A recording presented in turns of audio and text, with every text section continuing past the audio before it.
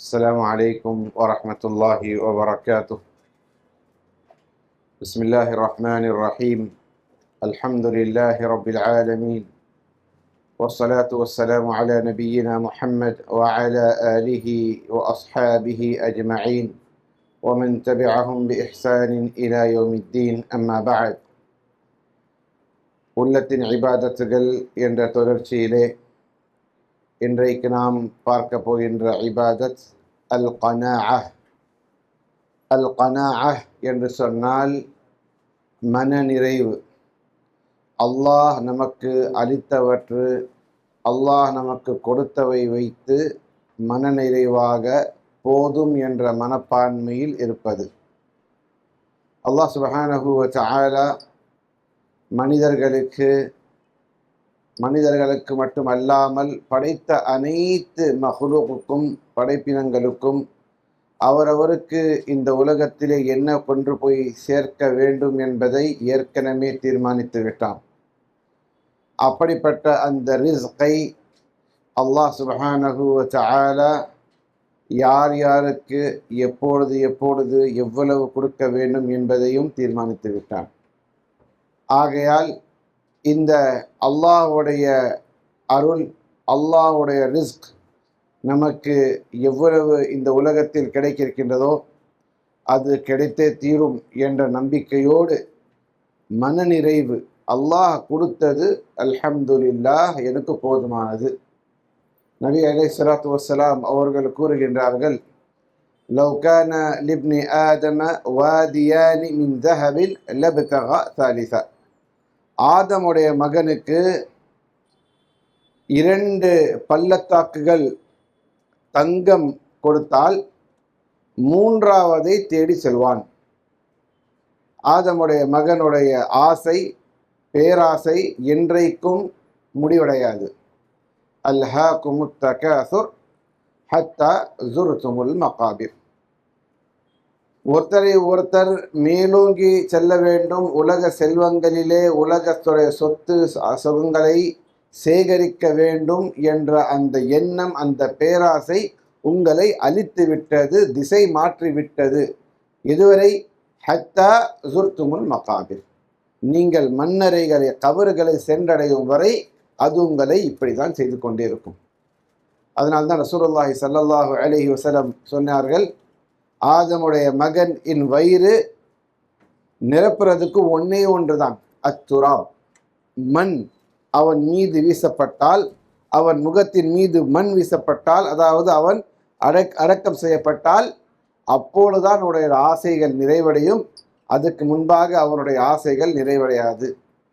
ஆகையால் அல் கனாஅஹ் என்றால் மன நிறைவு. அல்லாஹ் சுப்ஹானஹு வ தஆலா நமக்கு என்ன கொடுத்திருக்கின்றானோ அதை சந்தோஷமாக ஏற்றுக்கொண்டு மன நிறைவோடு இருக்கிறது.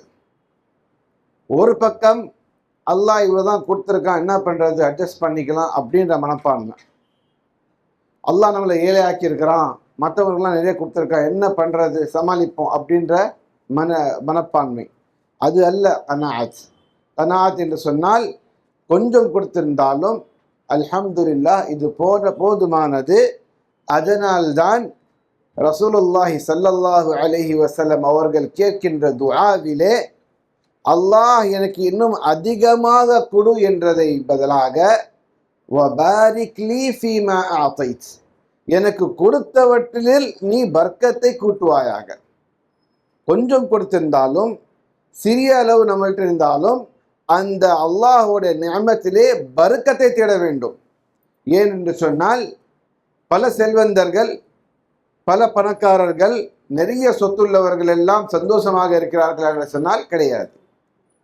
அதே நேரத்திலே மிக குறைந்த செல்வம் அல்லது மிக குறைந்த உலக வாழ்க்கையுடைய சுகங்கள் வைத்திருக்கிறவர்கள் அல்ஹம்துலில்லாஹ் மனநிறைவாக சந்தோஷமாக இருப்பதை நாம் காண முடிகின்றது.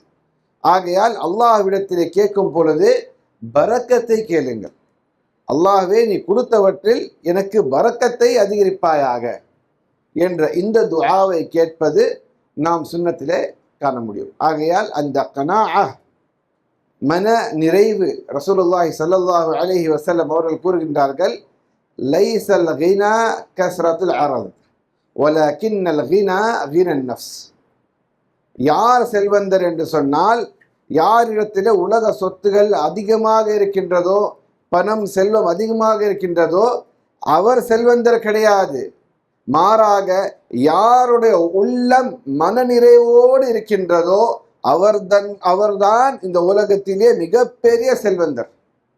உலகத்திலே மிகப்பெரிய செல்வந்தர் யார் என்று சொன்னால், கிடைப்பதை வைத்து அல்லாஹோடு சந்தோஷமாக மனநிறைவோடு இருந்து அல்லாஹுக்கு நன்றி செலுத்தவர்கள் தான் அதிகமான செல்வந்தர், இந்த உலகத்திலே மிகப்பெரிய செல்வந்தர்.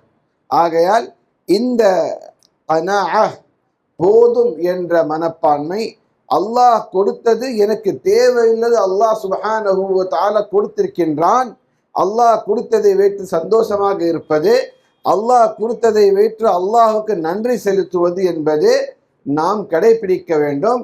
அதே நேரத்திலே பிறருக்கு அல்லாஹ் இவ்வளோ கொடுத்திருக்கிறானே, அவ்வளோ கொடுத்திருக்கின்றானே என்று பிறருடைய சொத்தை பார்த்து, பிறருடைய செல்வத்தை பார்த்து ஆசைப்படுவது இஸ்லாத்தில் தடுக்கப்பட்டது. ولا تمدن عينيك الى ما متعنا به ازواجا منهم زهرة الحياة الدنيا لنفتنهم فيه.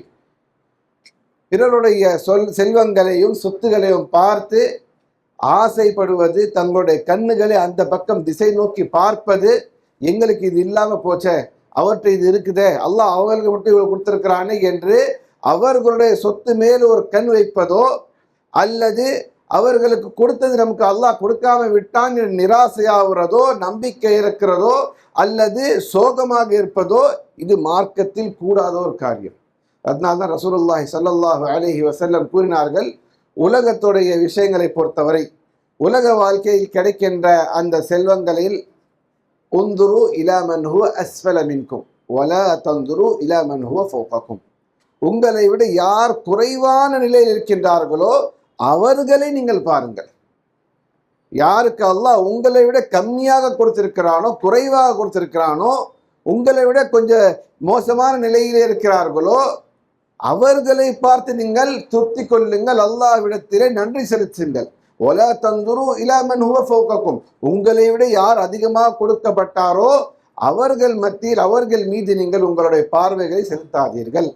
ஏனென்று சொன்னால், அப்படி ஒருவேளை நீங்கள் உங்களை விட அதிகமாக யாருக்கு அல்லாஹ் கொடுத்திருக்கின்றான் அவர்களை பார்த்து கொண்டே இருந்தீங்கன்னா, நீங்க அல்லாஹ்வுடைய நிஅமத்துகளுக்கு ஒருபோதும் நன்றி செலுத்த மாட்டீர்கள். ஆகையால் இந்த கனாஅ மிகப்பெரிய இபாதத். அல்லாஹ் 2 ரூபா கொடுத்திருக்கிறான், அல்ஹம்துலில்லாஹ், இது எனக்கு போதும். ஏனென்று சொன்னால், படைத்த ரப்புல் ஆலமீன் எனக்கு என்ன தேவை என்பது நன்கறிந்தவன். இந்த நன்றி செலுத்தும் மனப்பான்மை இருந்தால் ஆட்டோமேட்டிக்காக அல்லாஹ் சுப்ஹானஹு வ தஆலாவுடைய வாக்குறுதி நிறைவேறும். லஇன் ஷகர்தும் லஅஸீதன்னகும். எனக்கு நீங்கள் நன்றி செலுத்தினால் நான் என்னுடைய நிஅமத்துகளை உங்களுக்கு அதிகப்படுத்துவேன்.